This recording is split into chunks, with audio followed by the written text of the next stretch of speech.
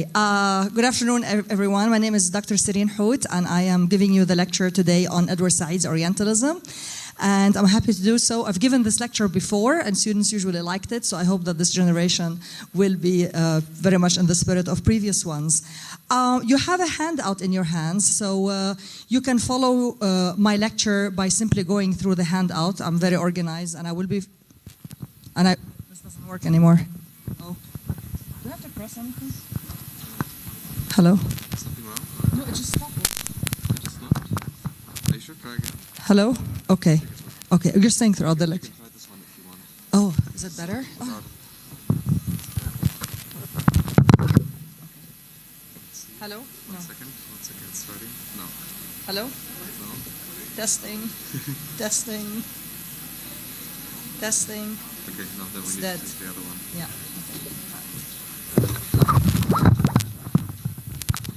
All right. Okay. I will be discussing some paintings during this lecture. So this will be one of them. There will be basically a total of two, and I will not be showing you the handout in big print as as regular PowerPoint presentations do, because I think it's totally unnecessary since it's already in your hands. But since this is a visual component of the discourse, I want it to be laid out in front of you. So I will start basically by telling you a little bit about his life. Edward Said was born in 1935 in Jerusalem, before obviously the occupation of Palestine in 1948, and he passed away in 2003. A classical pianist, an opera lover, a member of the Palestinian National Council between 1977 and 1991, a courageous defender of Palestinian human and political rights, a public figure with countless TV appearances, a much sought-after professor, a critic of literature, history, philosophy, the media, culture, music, the arts, and politics, a husband to a Lebanese woman, Mrs. Mariam Qortas, and the father of now two grown-up children. And fortunately, my former PhD thesis advisor at Columbia University in the mid-1990s, Edward Wadi' Said, was truly a Renaissance man. Controversial in his multifaceted work, Said had both admirers and detractors, if not downright political opponents and enemies. Those who loved him worshipped him, and those who hated him issued death threats and called him a professor of terror, as he was once maligned in a magazine called Commentary because he was photographed in southern Lebanon, Biljnoub, throwing a stone at an Israeli guardhouse, of course in occupied Palestine, although he explained that this gesture later on was only symbolic and that he did not aim the stone at any particular individual. Columbia University in New York City, where he worked all his life, never, of course, bothered to take these slanderous statements seriously. Furthermore, Harvard University tried to hire him on many occasions. He, by the way, got his PhD from Harvard, but he loved the cosmopolitanism and the thriving cultural scene of New York, calling, by contrast, Cambridge in Massachusetts, where Harvard is, a conservative little village in comparison to, of course, the Big Apple or New York.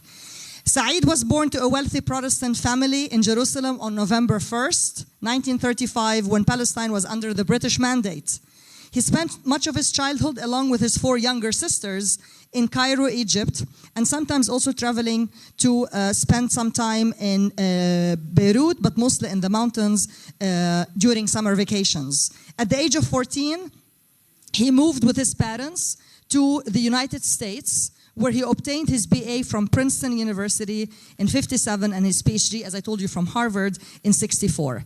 In 1977, he became a member of the Palestine National Council, the PNC, which is a provisional parliament that was established with the goal of pursuing eventual Palestinian nationhood. In the early 1990s, he was diagnosed with chronic leukemia. I was in his office when he got that phone call from his doctor, by the way.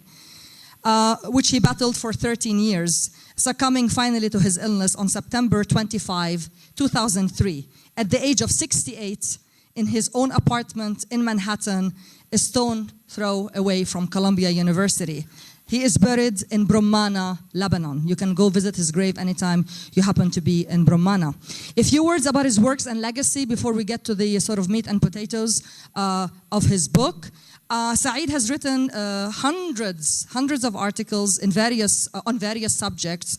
He has authored and or occasionally co-authored over 20 books to his name. I can give you many titles, but I will not bother with that because you can read them or at least find about some of them from your fly sheet. Some of them I would like to mention, however, were published after he passed away, thanks to, of course, the continuous efforts of his fans and his wife and his critics.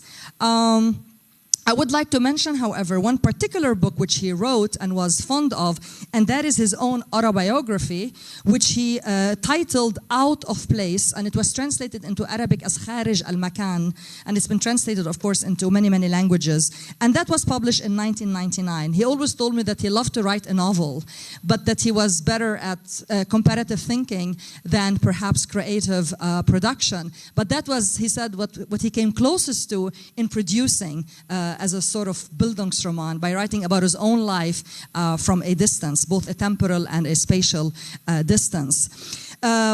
You'd also be interested in knowing that there's a movie that you could watch based on this autobiography, which is a 138-minute documentary called Out of Place, Memories of Edward Said, that was done by the Japanese director Sato Makoto, and it was released in 2006. I assume you can find it on YouTube. It was filmed in Palestine, of course, today unfortunately called Israel, Lebanon, Egypt, and the United States.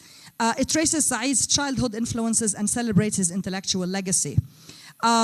If you Google his name today, I mean, between yesterday and today, before I came to stand in front of you, I'm sure you would find even newer entries. There are many books and studies about him. And, you know, since he passed away as well. I will now move to Roman numeral 3 by talking a little bit about some of the major literary and historical events in the Orientalist tradition. After all, we will be looking more closely today at his book, published in 1978, on Orientalism. He coined the term, by the way. He is the one who coined the term.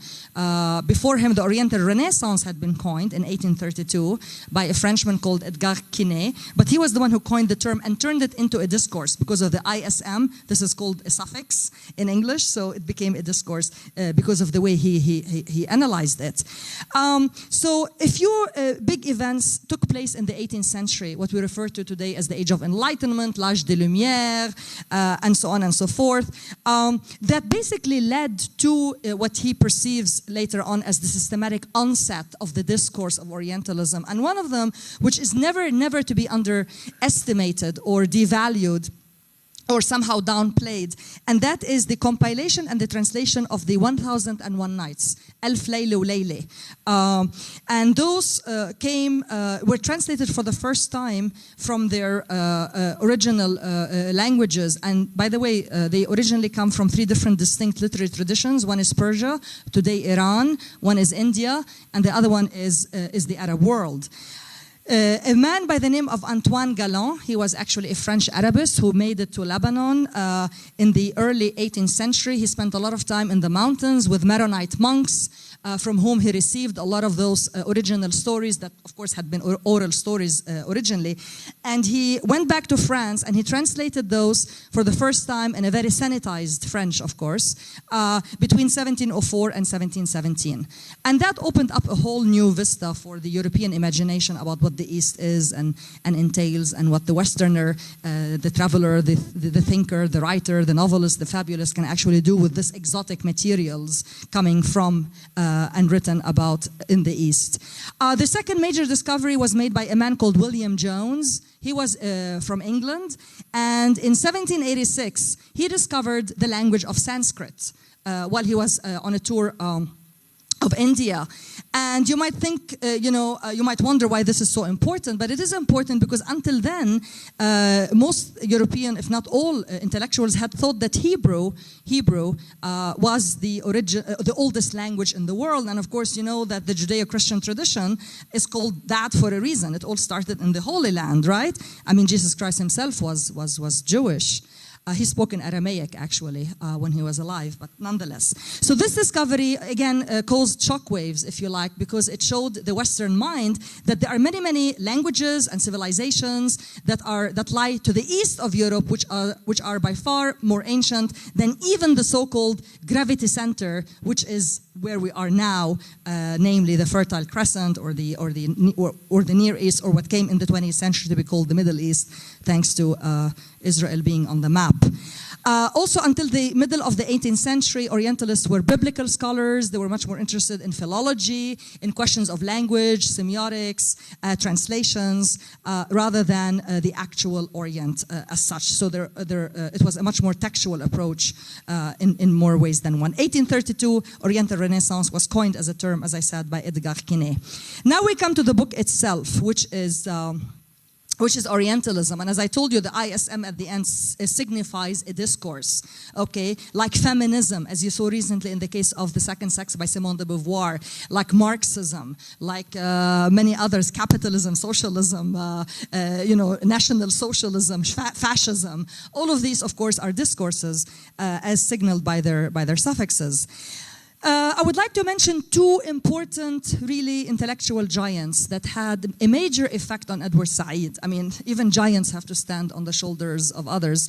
And Edward Said was one of them. And there are two major people to whom he owes a lot in terms of legacy. And I will mention one being called, the main French philosopher, one of the main ones of the 20th century by the name of Michel Foucault. You may have heard his name. And the other one is an Italian political theorist by the name of Antonio Gramsci. Okay, so Michel Foucault and Antonio Gramsci, each in his own and distinct way, left a mark on his own thinking, on Edward Said's thinking, that helped him shape the rationale of Orientalism. Now, what did Michel Foucault do? Well, he did many things, but I will only mention one thing that is of central significance to us, and that is Michel Foucault's insistence on the notion that knowledge is always political. You should remember this. If you remember that, you remember already 50% of what Orientalism is all about. Knowledge, as such, might be innocuous, as in neutral in terms of how it may be used, but knowledge is always used. That's the whole issue. And it's always used for political purposes, according to Foucault. And power is also always exercised. You exercise power. You don't just possess power. If you possess it and you don't exercise it, you're not really powerful. So, according to him, also power is never localized, but power infiltrates every aspect of life at a given time, in a given time period, to shape a certain discourse. So there's a distinct relationship between power and knowledge in both scholarly and popular thinking, especially with regard to European views of the Islamic Arab world. And the relationship between knowledge and power is dialectical. What this means is that the more knowledge you have of something, the more you will be able to control it and have power over it. But the more power you have over it, the better position you'll be in to gain further knowledge about it. It's the snowball effect. You know what happens to a snowball once it starts coming down the slope? It becomes bigger and bigger thanks to momentum, right? So Edward Said really sort of hooked on to this formula, and he said this is what happens, especially in Orientalism. The Westerners came with Bonaparte eventually, and they set their tents and their offices, and they gained power over the Orient. And while they were there, they acquired more knowledge, which helped them to colonize the Arabs even further. Okay, I would like to mention one thing, however, that I should have mentioned perhaps earlier, is that when we talk about the Orient, when Edward Said says Orient, he doesn't only mean the Arab and Muslim world. Please make note of this. By Orient, he means anything that lies to the east and to the south of the European continent. Okay, so when we're talking about the Orient, we include the Far East, الشرق الأقصى, مش بس الشرق الأدنى, which is ours. So it includes Japan, it includes, of course, China, Asia, India, and all of Africa. So please remember that. Now, the work of Antonio Gramsci, the Italian political theorist who spent time in jail, by the way, is very important, and the most important notion that Edward Said took over from Gramsci and applied to his discourse on Orientalism is the notion of hegemony. Hegemony is a word you hear about almost every day if you only, watch the news or read the papers. Al-Haymana, right? We talk about Al-Haymana al-Amerikiyya, Al-Haymana, whatever, Haymanat ad-Dollar even, like when we're talking about sort of dollar imperialism or... So the word hegemony is important, and Edward Said thinks that Orientalism cannot be understood without this sort of ancillary concept. The West came to basically dominate the East, and this was done in a systematic manner, which is the hallmark of imperialism. You do things in a systematic manner, and basically you spread your dominion, your power over a certain part of the world, which becomes your dominion. So the word hegemony is very important. I would also like to mention something I think I've mentioned to my own students, which is section 2, if I remember correctly, and that is that the other has become a very sort of current and useful concept. Or tool, which actually became so, since the publication of this book in 1978, even the verb to other has become an accepted verb. When you're othering someone or something, you are trying to emphasize the dissimilarities rather than the similarities. So you are exoticizing somebody or someone or something by othering it. Even in Arabic, the word al-akhar now means much more than somebody who is not you. Al-akhariya is also a concept now in Arabic, which is basically the translation of otherness. And for example, it's the title, Al-Akhar is the title of a very important movie, which is a little bit about that was done by Yusuf Shaheen in 1999. A little bit now about the intellectual progeny. I talked about the legacy. Where did he get his influences from for his book? And now I'm going to talk a little bit about what effects Orientalism had as a book on the future generations. Orientalism, the book now, has been extremely influential, but also controversial. You know what that is. It's a book that has stirred up a lot of debates. And a lot of people became immediately like sort of post-Saidian critics.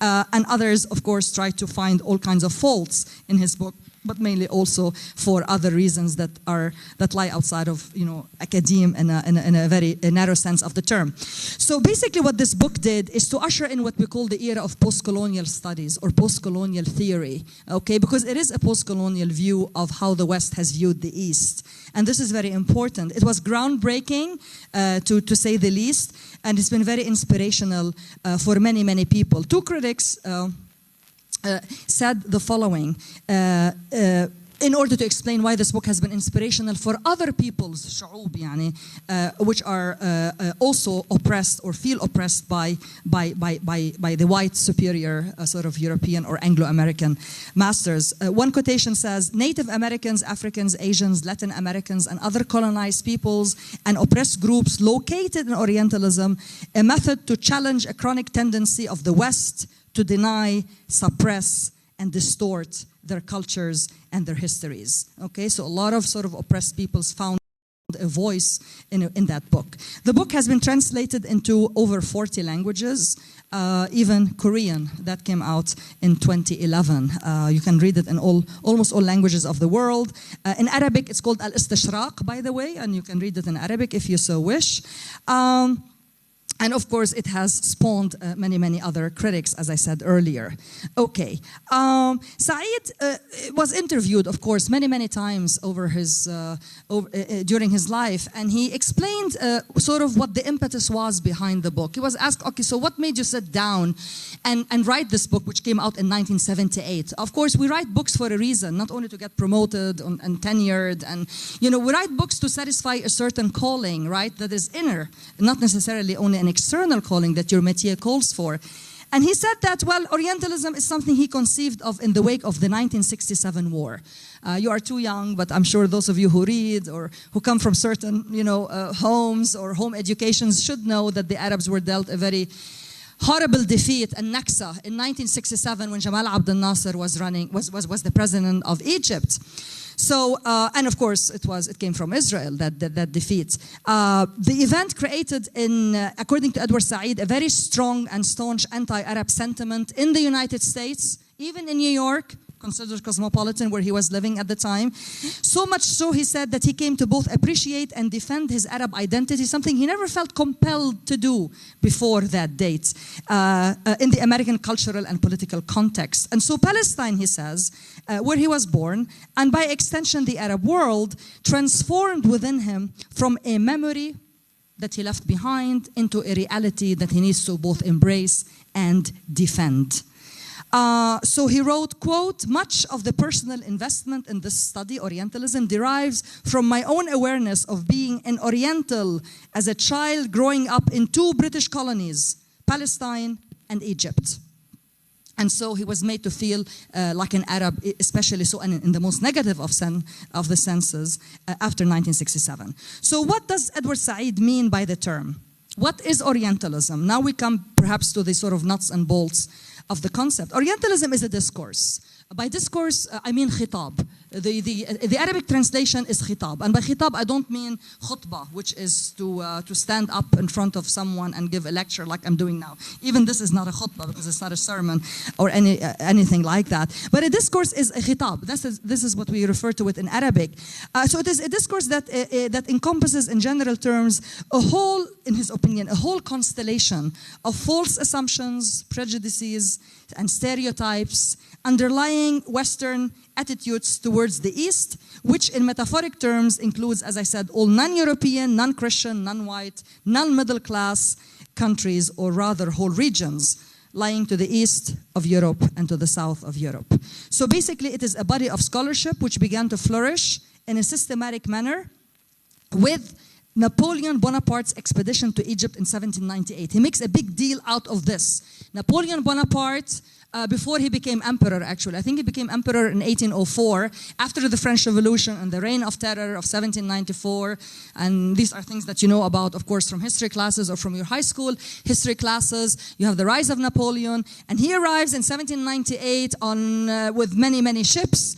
And Edward Said sees in that the beginning of Orientalism, because he did not only arrive with soldiers to colonize Egypt, but he came to basically systematically dominate Egypt, and that also includes a form of cultural imperialism and not only political hegemony. So basically, this expedition to Egypt of 1798, he says, is marked by, quote, a subtle and persistent Eurocentric prejudice against Arabo-Islamic peoples and their culture. In The Nation, there's a left-wing political journal called The Nation, to which he often contributed. Edward Said sums up all these negative stereotypes as being mainly those, quote, of oil suppliers or potential terrorists. And unfortunately today, because there are terrorist attacks being carried out around the world, the designation is not going to go away anytime soon.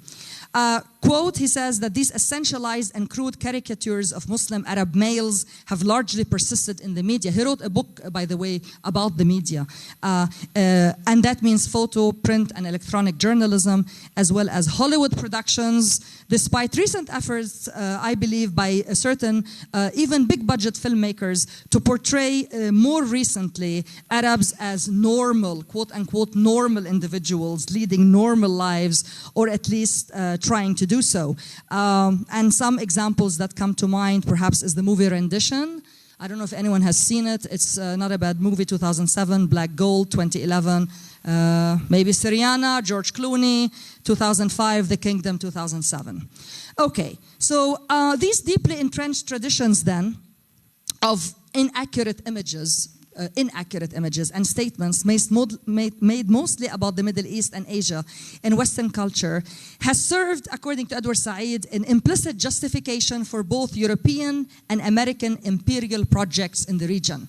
Okay, so in other words, we deserve it. Okay, we had it coming to us, right? But of course, the fact that there's oil in the region, the fact that that our markets could serve as, of course, new markets and what have you, not to mention human labor, potential slavery, of course, were added incentives at the time. He argues that in the Western mind, the Orient and the Occident, this is important, in his opinion, have always stood in contrast with one another as oppositional terms. Now I would like to think a little bit back on Nietzsche. Nietzsche wrote many books, parts of which we read. We read a few excerpts, and those came, I think, from what was the title? Not The Birth of Tragedy, the other one. Okay. Beyond Good and Evil, right, exactly. And in that book, he had argued that part of the epistemological error since Plato was for thinkers to always think along sort of dichotomous lines, to think of something as being superior to its negative polar opposite. And pretty much this is what's going on here. The West always saw itself as sort of the positive counter image to the negative lower image that is, of course, connoted by the East. So from a Nietzschean epistemological perspective, this makes a lot of sense here, of course.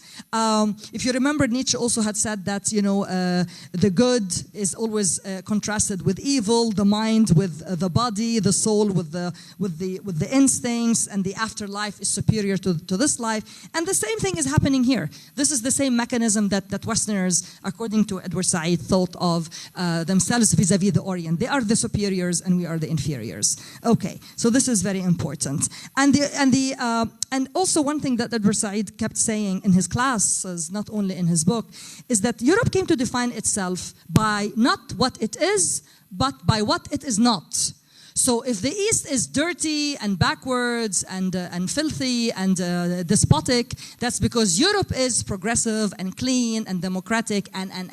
It's sort of like scratching your ear this way instead of this way. So you define yourself positively by saying what you are not in comparison to that which you know for sure, which of course isn't the case, as being descriptive of some inferior entity. So this is important. One of his very important and significant and sort of eye-grabbing and attention-grabbing quotes from this book is that the Orient was Orientalized. He says that the Orient was Orientalized, okay? So it was made to look even more and sound more Oriental than it is. Again, this is othering. This is the mechanism of othering. It was made to look even more different than it is in order to remain a counter-image of Europe. I would like to mention Freud here to invoke some Freudian terminology with which I hope you are still familiar from the book Civilization and Its Discontents. And if you remember, Freud had talked about sort of the unconscious, right? The unconscious drives, especially Eros and Thanatos, which he believes are the sort of the new 20th century gods or demons that inhabit us and influence every action, which of course is very reductive in my opinion, but nonetheless, even without our being conscious of this happening. So here I would like to say that, and Edward Said, by the way, did like Freud to a certain degree, and he does invoke Freud himself. Here you can say that what is happening is that Europe itself saw the East from the point of view of a collective unconscious, if you like, okay? That is, the East came very quickly to denote or connote, rather, a very specific topography for the European mind. And this is basically to say that the Orient became quickly a place that in which you as a Westerner can go and get away with anything you wish to accomplish. So it became a playground. It became the place that you go to in order to exercise collectively or personally your Eros and your Thanatos, okay? Because nobody is there to watch you, nobody is there to take account of your action, you're not responsible, you're anonymous. Anonymity, of course, gives freedom. So the Orient became saturated with all these images of sexual lasciviousness and excess. I would like to draw your attention, for example, to this painting here that is in front of you. I'm sorry it's not in color, it's originally in color. And basically what you have here is, it is very safe to say that no Westerner would have been allowed into such a closed setting. Okay, so a lot of these paintings, as Edward Said would argue, are basically emanating not so much from a lived reality, but rather from the actual mind and repressed desires and fears of the painter himself or herself. In most of the cases, they were male. So here, for example, you have what looks like some kind of a sultan, a pasha, a man obviously enjoying power, who has his own concubine to his left. And what do we have in front of him? What do you see? What deal is being struck here? Okay, you have a nude woman, right, who is trying to cover her face, right?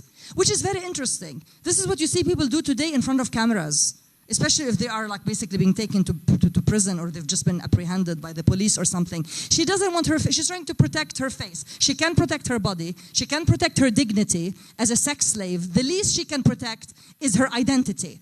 And therefore, she's trying to cover up her features, which is kind of interesting. And you have this old man who is obviously into sex trade, okay, and he is bringing her as probably like the most recent trophy that this man, again, half naked himself, is willing to negotiate with him.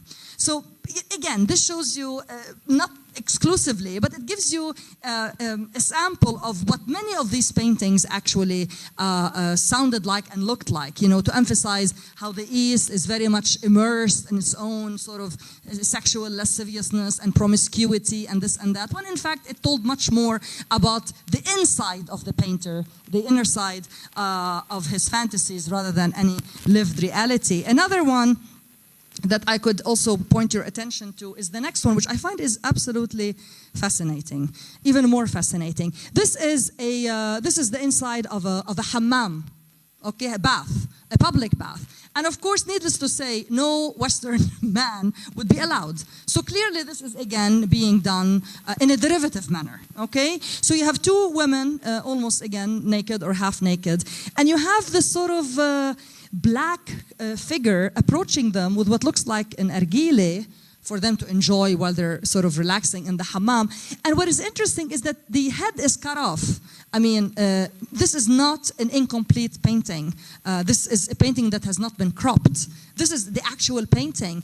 And it makes me wonder, like to a certain degree, to what extent perhaps the painter himself, who had no access, no physical access to these closed places, perhaps was imagining himself as being inside the painting by not revealing the identity of this sort of black intruder that is of course, you know, a servant here, bringing something for them to enjoy, to consume, but nonetheless could be emblematic of the painter himself trying to intrude on a painting,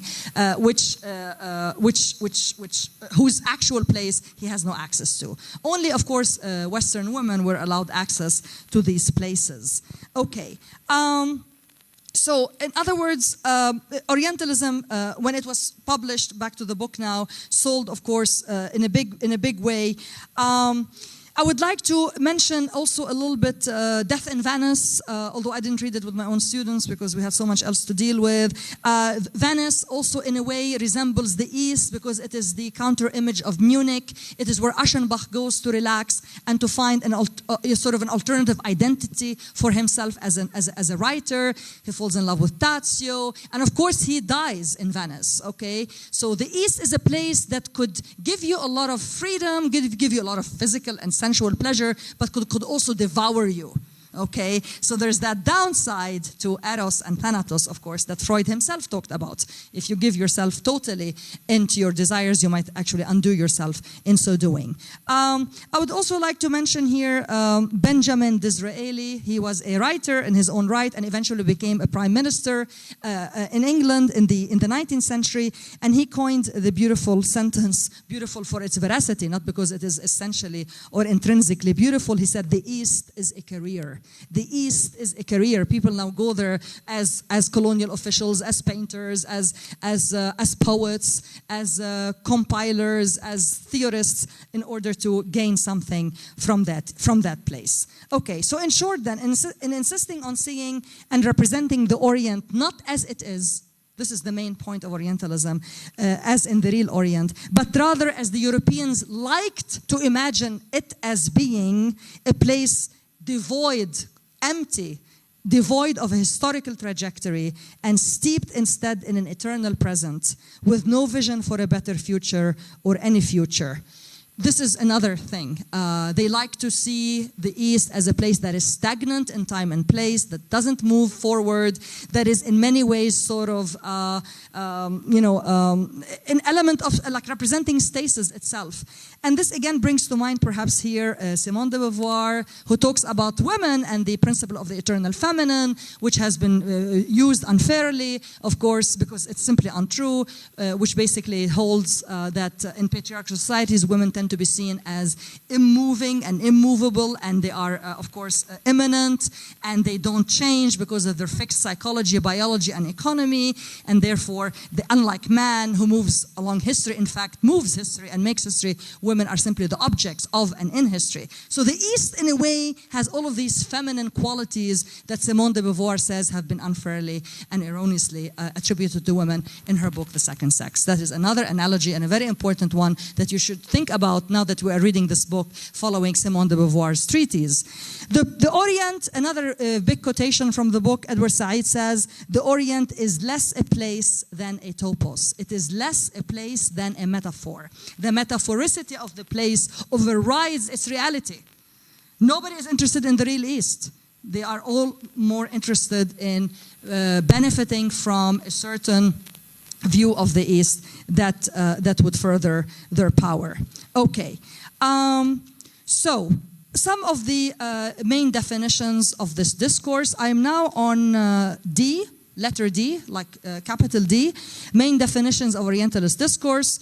Edward Said says Orientalism as a discourse is, quote, a style of thought. It's a style of thought based upon an ontological and an epistemological distinction made between the Orient and the Occident. The Occident is the West, okay? So there is this, and the twain shall never meet, okay? So in other words, they are there and we are here and we can go there and do whatever the hell we want there, but they will never be like us, because then we wouldn't even have a place there anymore. Another definition he gives of Orientalism, he says it's a Western style for dominating, restructuring, and having authority over the Orient. And by that I mean, again, political, military, but also cultural hegemony, or cultural imperialism, which is the title of another book of his, by the way. Okay, a little bit about the structure of Orientalist discourse. This is very important. I am now looking at E, capital E, on your fly sheets. What is the structure then of Orientalist discourse? Edward Said argues that Orientalism as a discourse is divided into three components. This is really important. These components might seem to be different on the surface, but they are in fact mutually reinforcing entities. The first one is simply academic. Orientalism has an academic component to it. This basically means all Westerners, be they American or European, at some point deciding to study some aspect related to the Middle East. Okay, now we call this area studies or Middle Eastern studies.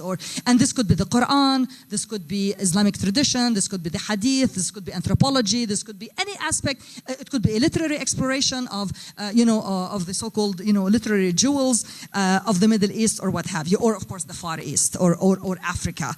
The second one is called imaginative. So the second component, this is imaginative. This, what is in front of you here on the big screen, is an example of millions of what he would call imaginative Orientalism. This is how the Orient came out to be, how it was represented, represented. Representation is a representation of something. In paintings, in poetry, in opera, in music. I mean, Mozart also, for example, wrote some operas that were sort of inspired by the East. The third aspect is the one that we can sort of understand the most, and that is the historical material aspect of Orientalism. This is basically what I call the boots on the ground. The boots on the ground. This is imperialism. This is when they came and they colonized, of course, vast swathes of the inhabited world. By the beginning of World War I in 1914, 85% of the world's land mass was occupied by either France or Britain. That should tell you something. Now, the most interesting thing is that these three components, the academic, the imaginative, and the historical material, are, as I said, mutually reinforcing. Again, it's sort of like the snowball effect that I mentioned earlier, and they serve as a perfect example of the connections among history, society, textuality, and imagination. Edward Said does not like to make a distinction here. So in other words, if you are in the East, if you have boots on the ground, say in Egypt, then of course academic Orientalism is going to flourish because you're already there. You have access to all the temples and to stone Rosetta and to the hieroglyphics and what have you.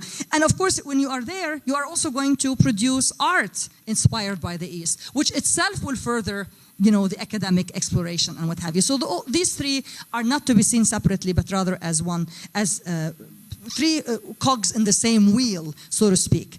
The other point I would like to mention falls under E2, and this is when he says that Orientalism also has two faces, or facets, if you like, or two faces. One of them is latent, and one of them is manifest.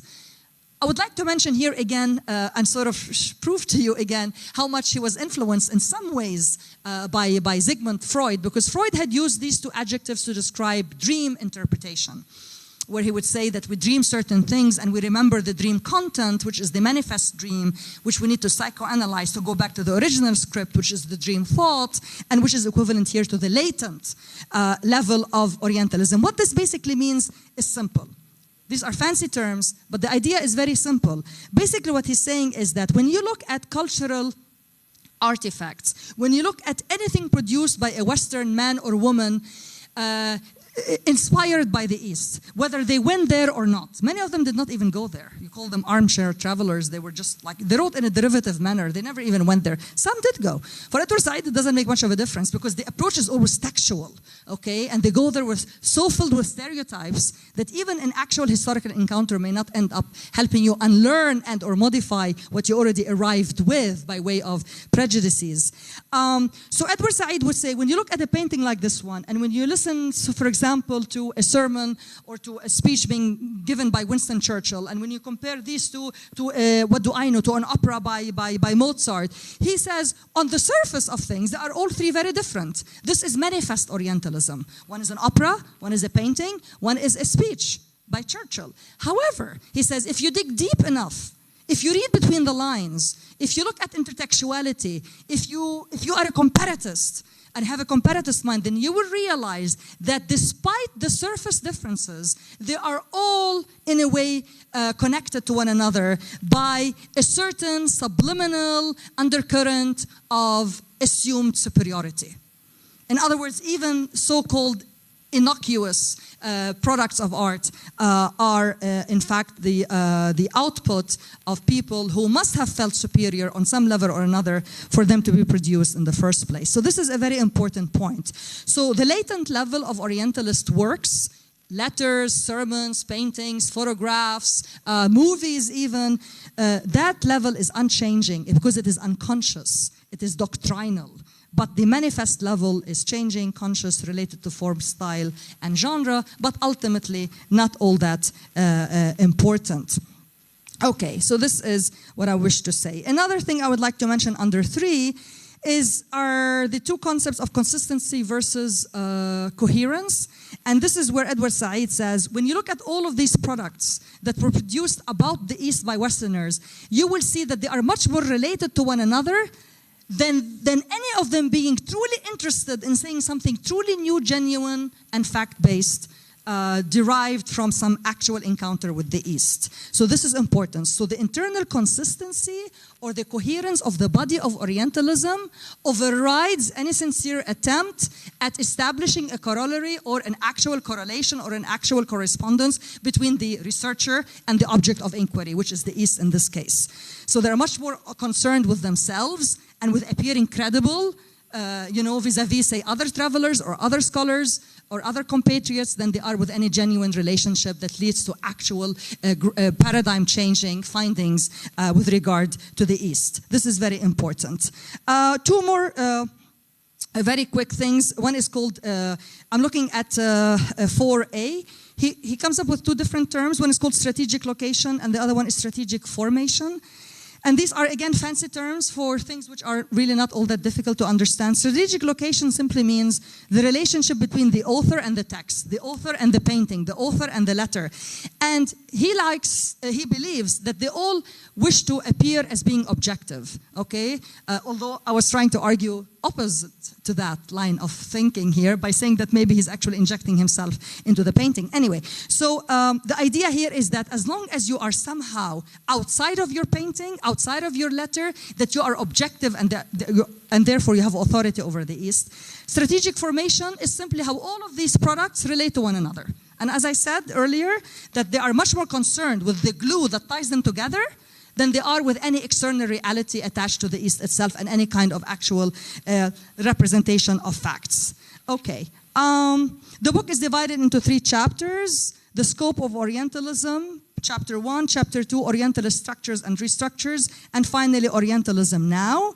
And I am not going to go into any of these except to say that if you ever have the time and you wish to actually sit and read through this book, which you will probably have to if you pursue anything in the humanities or even in the social sciences, you will realize that Said's genius is precisely in the way he links people going all the way from Balfour to Napoleon to Chaucer to Shakespeare to to Lord Byron, Kissinger, Dante, and others. I mean, if you read the book as a whole, you will realize what I'm talking about. Okay. I would like to just say a few things about the reception of Orientalism, and I'm now looking at G. As I said, this book was either seen as a paradigm shifter, as groundbreaking in charting new territory called Orientalism and post-colonial theory, but then of course you always have others who are going to try to find some faults in it. And some of the things that people found faults in this book, I'll give you just a few examples. Some of them would say, for example, oh, how come he talks about how the West looks at the East, but he doesn't talk about how the East looks at the West, as though he is supposed to do everything in one book. Others would say, but he didn't take history much into consideration, that he was very much text-obsessed and text-based rather than history-based. Some would say, what about women? What about the role of gender? Did women look at the East differently, even if they were Europeans, compared to their male compatriots? Is a question that a lot of feminists, for example, critics have raised. What about the element of social class, other people asked? What about Europe's internal others? I mean, Europe looks down on Ireland, did look on Ireland for some time. What about Scotland? What about the Welsh within the United Kingdom? So what about other internal others as well? Okay, since there are only like a few minutes left, I would like to come to the conclusion of this talk. And I would like to leave you with 3 questions that you and your professors in your respective sections might wish to raise. One of them is, since 1978, what does representing another culture even mean today in the context of 21st century globalism? After all, he wrote it in 1978. Nobody had a computer in 1978. Nobody had a Twitter account or a Facebook account or WhatsApp or any of these things that we take for granted today in the so-called global village because of our high-speed travel, mass migrations, and other forms of mobility. So do his arguments still hold water for us now that we are, you know, the several decades around since the publication of the book? Second, is the internet and other social media a means of sharpening or in fact reducing intolerance? This is the question that only you can answer and ask and answer for yourselves. To what extent do these social media allow you to get to know others? And to what extent do they bring you closer perhaps, or in fact do the opposite when it comes to other cultures, other religions, other political beliefs, even within the same country, such as Lebanon? Finally, I would like to end with a question that you might want to do as an exercise. Hypothetically, if you as an individual had the chance today to become someone else, someone whom you see as being utterly different from you, somebody when you see from your balcony or when you think about if he or she is not literally around you, but in your imagination would think of as being the exact opposite of you in language, in culture, in religious ideology, in whatever, what would that person be, or who would that person be that you think of as your ultimate other? And if you were to be that person, if you were to inhabit that person's body and soul even, and mind for 24 hours, then what would you try to accomplish so that when you go back to your former selves, you would tell yourself, gee, I have learned something. Thank you very much.